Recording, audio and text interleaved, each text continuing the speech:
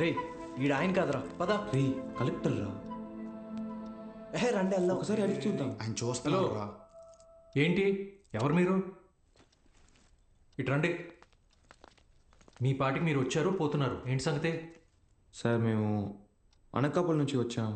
అయితే అది సార్ రీసెంట్గా వీళ్ళ తాత వీడియో షాప్ అమ్మేస్తుంటే. వీడియో షాపా? మీ తాత పేరేంటి? భూషణం సార్. భూషణం గారి మనవడువా? రండి కూర్చోండి. నేను చదువుకునే టైంలో మీ తాత నాకు బాగా క్లోజ్. ఆయన చనిపోయినప్పుడు మీ ఇంటికి కూడా వచ్చాను. అప్పుడు నువ్వు 4వ 5వ క్లాస్లో ఉండుంటావు. 4th sir. సరే చెప్పండి, ఏంటి ఇలా వచ్చారు? మా తాతగారు షాప్ అమ్మేసేటప్పుడు ఈ క్యాసెట్స్ బయటపడ్డాయి. ప్లే చేసి చూస్తే ఎవరో ఒక ఆయన మ్యాథ్స్ క్లాసులు తీసుకుంటున్నారు.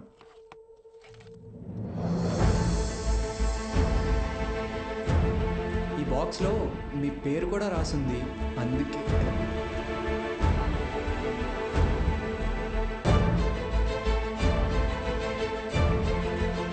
ఆ వీడియోలో ఉన్నాయని ఎవరు సార్?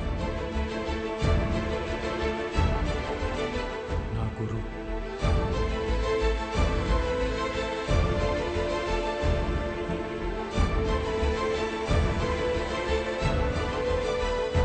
బాలు సార్.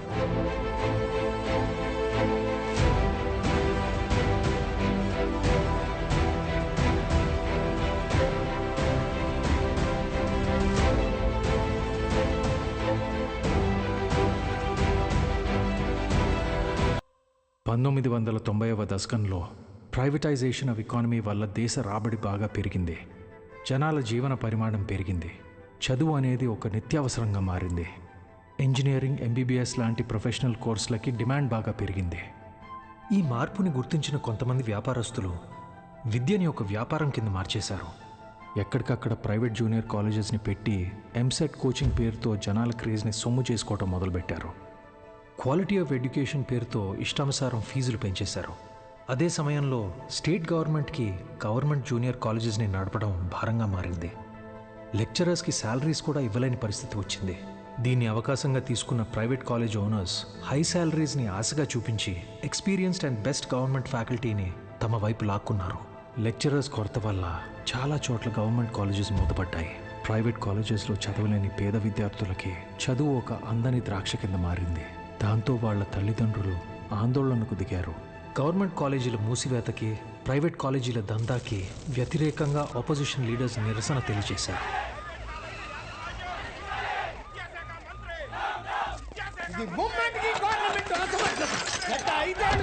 ప్రైవేట్ కాలేజీల దందా విచ్చలవిడి శృంగారంలా నడుస్తోంది.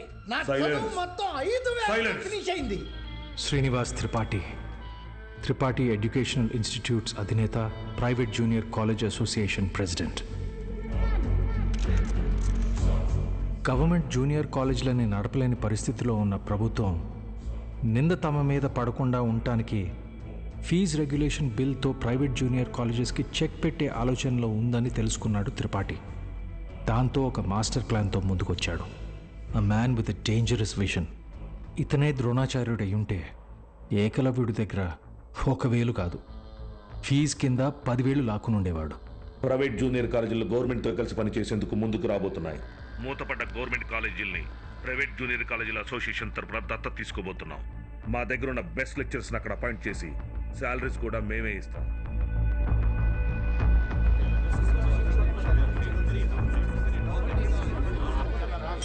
సైలెన్స్. ఎందుకయ్యా భయపడతారు?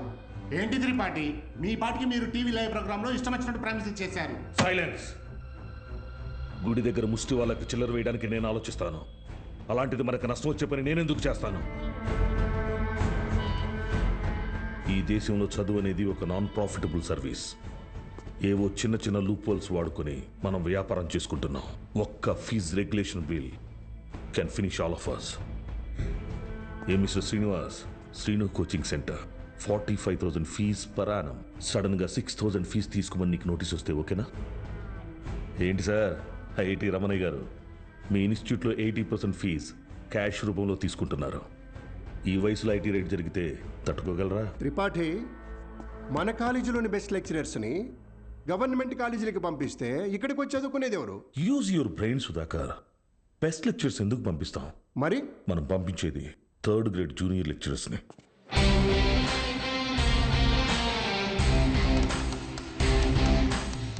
సీనియర్ లెక్చరర్స్ ఆబ్సెంట్ అయినప్పుడు స్టూడెంట్స్కి అటెండెన్స్ తీసుకునే వాళ్ళు, స్టడీ హౌస్లో గైడ్ చూసి డౌట్స్ తీర్చేవాళ్ళు, నైట్ టైం హాస్టల్స్ దగ్గర స్టూడెంట్స్ని కాపలా కాసే వాచ్మెన్ గాళ్ళు.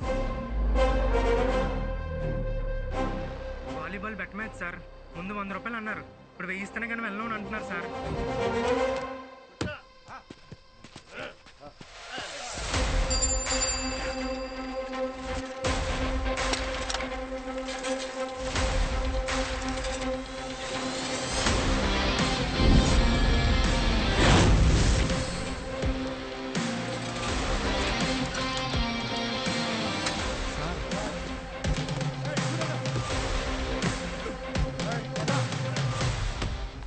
నా నమస్తే. ఏంటి? మైసెల్ఫ్ బాలు, బాలగంగాధర్ తిలక్, త్రిపాఠి ఎడ్యుకేషనల్ ఇన్స్టిట్యూట్లో జూనియర్ లెక్చరర్ని, మ్యాథ్స్. వీళ్ళు మా స్టూడెంట్సే అన్న. అయితే పిల్లలు తెలియక పందెం కాశారు, మాఫ్ చేయన్నా ప్లీజ్. డబ్బులు ఇచ్చి తీసుకుపో. 1 మినిట్ అన్న. మీ దగ్గర ఎంత ఉందిరా? అది సార్ మొత్తం 100 రూపీస్ ఉన్నాయి సార్.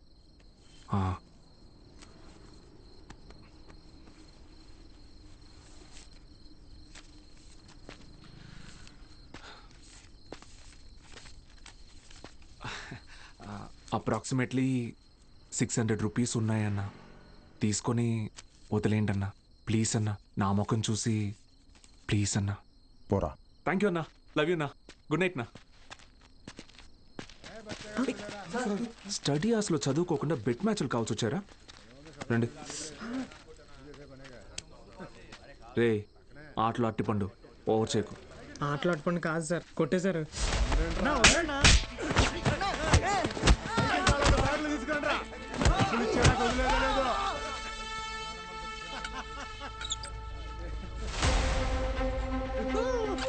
నా మా స్టూడెంట్స్ని కొట్టావా? నూకినా అయితే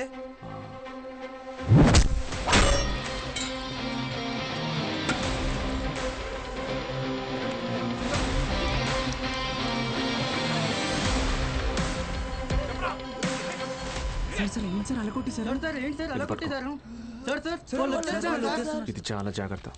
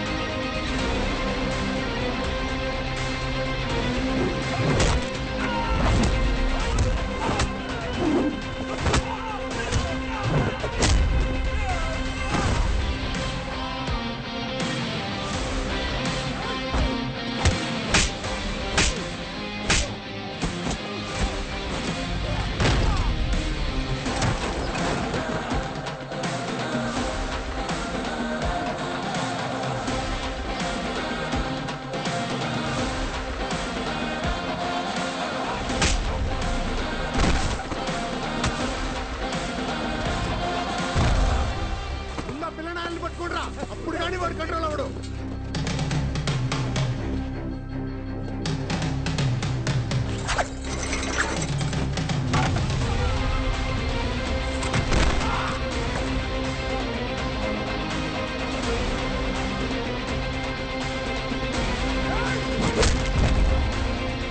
Keshava sir pen.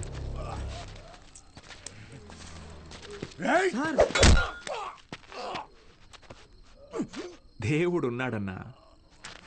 Good morning everyone. మీ అందరినీ సమావేశపరచడానికి ఒక కారణం ఉంది. త్రిపాఠి ఎడ్యుకేషనల్ ఇన్స్టిట్యూషన్స్ తరపున మన స్టేట్లో ఉన్న కొన్ని గవర్నమెంట్ జూనియర్ కాలేజీలని దత్తత తీసుకున్నాం. అక్కడికి మిమ్మల్ని ఫ్యాకల్టీగా పంపాలనుకుంటున్నాం. అంటే ఇప్పుడు మన జీతం పెంచుతారా? ఇప్పుడు మీకు ఇచ్చే శాలరీ యాజ్ ఇట్ ఈస్గా కంటిన్యూ చేస్తాం. ఒకవేళ మీ పర్ఫార్మెన్స్ బాగుంటే దానికి తగ్గట్టుగా మీకు రివార్డ్ ఇవ్వటం జరుగుతుంది. సార్ రివార్డ్ అంటే ఏమిస్తారు సార్? ఎవరది? Sir sir myself Balagangadhar Tilak అని రివార్డ్ అని చెప్పారు. అది ఎలాంటిదో మాకు కూడా చెప్పారంటే కొంచెం ఎంకరేజింగ్గా ఉంటుంది. ఏం కావాలో నువ్వే చెప్పు. సార్ నిజంగా మా పెర్ఫార్మెన్స్ మీకు నచ్చితే మాకు ప్రమోషన్ ఇవ్వండి సార్.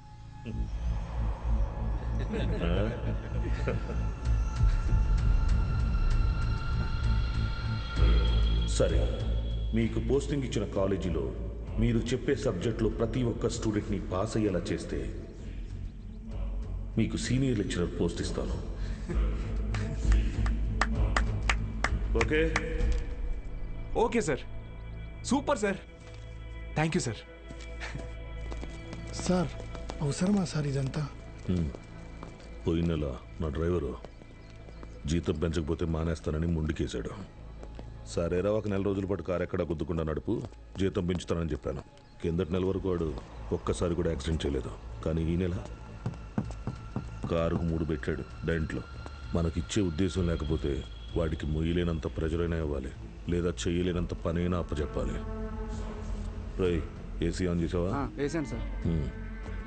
జీతం పెంచమని అడగటం మానేసి ఉద్యోగం తీయకపోతే చాలు అన్నట్టు పడి ఉన్నాడు.